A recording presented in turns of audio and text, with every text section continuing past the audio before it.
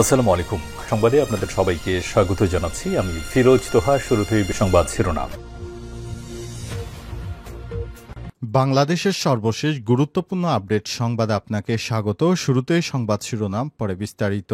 প্রথমে জানাবো, সরকার গায়ের জোরে ইশরাককে মেয়র হতে দিচ্ছে না, বললেন রিজভী। বিএনপি সিনিয়র যুগ্ম মহাসচিব রুহুল কবির রিজভী বলেছেন, স্থানীয় সরকার উপদেষ্টা আসিফ মাহমুদ সজীব ভুঁইয়ার বয়স অনেক কম, হঠাৎ গুরুতর রাষ্ট্রীয় দায়িত্ব পেয়ে গেছে, জনতার কথাবার্তায় ভারসাম্যহীনতা রয়েছে। আজ খিলক্ষেতে জুলাই গণ অভ্যুত্থানে আহত রাকিবুল হাসানকে দেখতে গিয়ে সাংবাদিকদের প্রশ্নের জবাবে সব কথা বলেন রিজভী।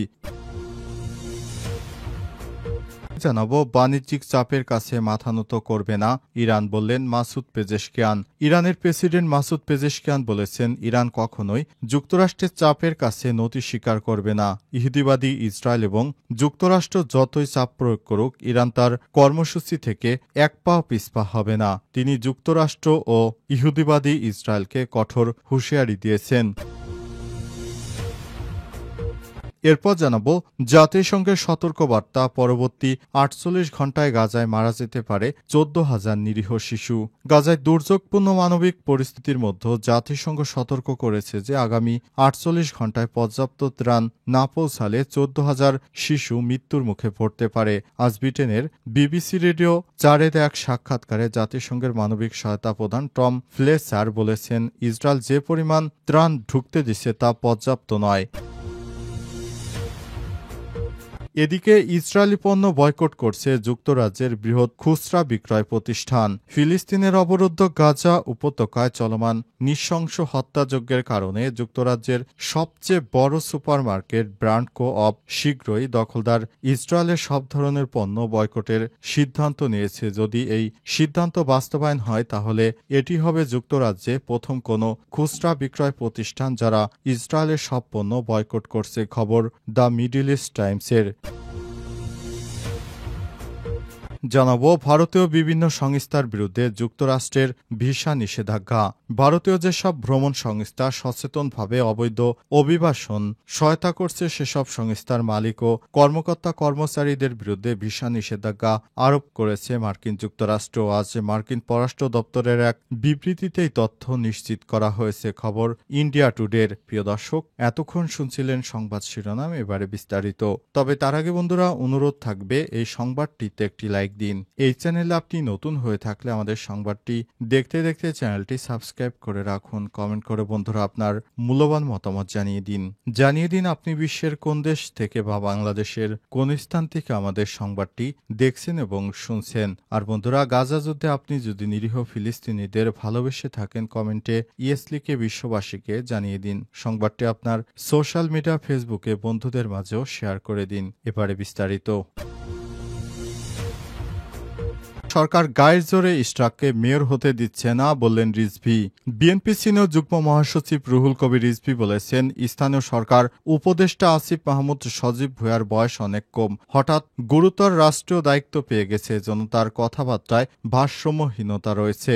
আজ খিলক্ষেতে জুলাই গণ অভ্যুত্থানে আহত রাকিবুল হাসানকে দেখতে গিয়ে সাংবাদিকদের প্রশ্নের জবাবে সব কথা বলেন রিজভী। আজ খিলক্ষেত জুলাই গণ অভ্যুত্থানে রিজভী আরও বলেছেন, আদালতের রায় ঘোষণার পরও ইশরাককে শপথ নিতে দেওয়া হচ্ছে না। এখানে অন্তর্বর্তীকালীন সরকার গায়ের জোর খাটাচ্ছে বলে অভিযোগ করেন তিনি। প্রশ্ন রাখেন, চট্টগ্রামে ডক্টর শাহাদাত মেয়র হতে পারলে ইশরাক কি দোষ করল, অর্থাৎ সরকার গায়ের জোরে ইশরাককে মেয়র হতে দিচ্ছে না। তিনি আরও বলেছেন, ২৪-এর গণ অভ্যুত্থানে প্রকৃত অপরাধীদের এখনও বিচারের মুখোমুখি করা হয়নি। কাজের চাইতেও অকাজ বেশি করছে অন্তর্বর্তীকালীন সরকার। সম্প্রতি আন্দোলনে পুলিশের ভূমিকা নিয়ে রিজভী বলেছেন, বিশ্ববিদ্যালয় শিক্ষকরা যখন আবাসনের দাবিতে যমুনার সামনে যান, তখন তাদের অসম্মান করা হয়, পুলিশকে লেলিয়ে দেওয়া হয়েছে, অথচ শেখ হাসিনাও পুলিশ দিয়ে নির্যাতন করতেন। আমরা বিএনপি পরিবার এর আহ্বায়ক সাংবাদিক আতিকুর রহমান রোমনের সভাপতিত্বে আরও উপস্থিত ছিলেন আমরা বিএনপির পরিবার এর উপদেষ্টা ইঞ্জিনিয়ার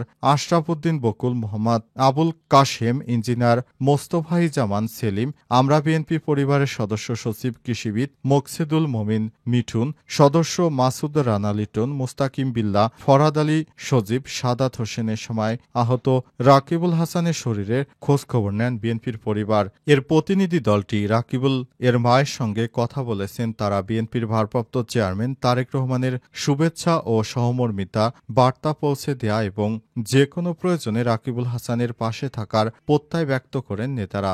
সাক্ষাৎ অনুষ্ঠানের উপস্থিত ছিলেন জাতীয়তাবাদী স্বেচ্ছাসেবক দলের সহসভাপতি ড জাহিদ, ছাত্রদলের কেন্দ্রীয় কমিটির সহসভাপতি হাবিবুল বাশার, যুগ্ম সম্পাদক হোসেন নাহিয়ান সজীব, ছাত্রদল নেতা মশিউর রহমান মহান, আবদুল্লাহ আল মিসবাহ সহ স্থানীয় বিএনপি এবং অঙ্গ সংগঠনের নেতৃত্ববৃন্দরা। বাহ্যিক চাপের কাছে মাথা নত করবে না ইরান, বলেন ইরানের প্রেসিডেন্ট মাসুদ পেজেশকিয়ান। ইরানের প্রেসিডেন্ট মাসুদ পেজেশকিয়ান বলেছেন, ইরান কখনোই বাহ্যিক চাপের কাছে নতি স্বীকার করবে না এবং দেশটির নাগরিকরাও পরমাণু শক্তির শান্তিপূর্ণ ব্যবহারের উপকার থেকে বঞ্চিত হবে না, এমনটাই দাবি করেছেন ইরানের প্রেসিডেন্ট মাসুদ পেজেশকিয়ান। আজ ইরানের রাষ্ট্রীয় গণমাধ্যম ইরনার এক প্রতিবেদনে এই তথ্য জানা গেছে। পেজেশকিয়ান আরও বলেছেন, ইরানের পরমাণু প্রযুক্তির স্বাস্থ্যসেবা, কৃষি ও শিল্প খাতে শান্তিপূর্ণ প্রক্রিয়ায় ব্যবহার করা যাবে যাতে নাগরিকরা উপকৃত হন। এক্ষেত্রে বাইরের কোনো শক্তির কাছ থেকে আসা চাপ কখনোই প্রভাব ফেলবে না। আজ ইরানের তেহরানে ইরাকের উপপ্রধানমন্ত্রী ও পররাষ্ট্রমন্ত্রীর দ্বৈত দায়িত্বে থাকা ফুয়াদ হোসেনের সঙ্গে বৈঠকে মন্তব্য করেছেন তিনি। ইরান যুক্তরাষ্ট্রের পরোক্ষ আলোচনার দিকে ইঙ্গিত করে পেজেশকিয়ান উল্লেখ করে বলেছেন, মার্কিন সরকার ইরানের পরমাণু কর্মসূচি নিয়ে প্রকৃত অর্থেই উদ্বিগ্ন এবং সেই উদ্বেগ দূর করার জন্য সব ধরনের সহযোগিতা করতে তেহরান প্রস্তুত। তিনি আরও বলেছেন, ইরান চাপের মুখে নতি স্বীকার করবে না এবং দেশটি শান্তিপূর্ণ ব্যবহারের উদ্দেশ্যে স্বাস্থ্য, চিকিৎসা, কৃষি খাতে পরমাণু প্রযুক্তির উন্নয়ন অব্যাহত রাখবে। যুক্তরাষ্ট্র যতই চাপ দেখ না কেন সব প্রযুক্তি ইরান তার লাভের জন্যই ব্যবহার করবে। পারমাণবিক কর্মসূচি থেকে তারা ফিরে আসবে না। ইরান ইরাকের পারস্পরিক সহযোগিতার প্রশ্নে পেজেশকিয়ান আরও বলেছেন, দুই দেশ বাণিজ্য, শিল্প, স্বাস্থ্যসেবা, বৈজ্ঞানিক গবেষণায় অংশীদারিত্ব শুরু করতে যাচ্ছে। এতে দুই দেশের জনগণই উপকৃত হবে। জাতিসংঘের সতর্ক বার্তা, পরবর্তী ৪৮ ঘণ্টায় গাজায় মারা যেতে পারে ১৪,০০০ শিশু। গাজায় দুর্যোগপূর্ণ মানবিক পরিস্থিতির মধ্যে জাতিসংঘ সতর্ক করেছে যে আগামী ৪৮ ঘণ্টার মধ্যে পর্যাপ্ত ত্রাণ না পৌঁছালে প্রায় ১৪,০০০ শিশু মৃত্যুর মুখে পড়তে পারে।